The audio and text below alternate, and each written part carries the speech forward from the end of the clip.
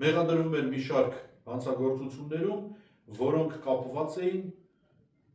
պետական եկամուտների կոմիտեի նախկին ղեկավար Դավիթ Անանյանի հետ, սերժական իշխանության պաշտոնյա, որը դառավ Նիկոլի իշխանության պաշտոնյա, որ Սերժ Նիկոլ իրար հետ մի տեղ էին ապրում ու Սերժի կադրերը պիտի դեռևս կառավարեին երկիրը,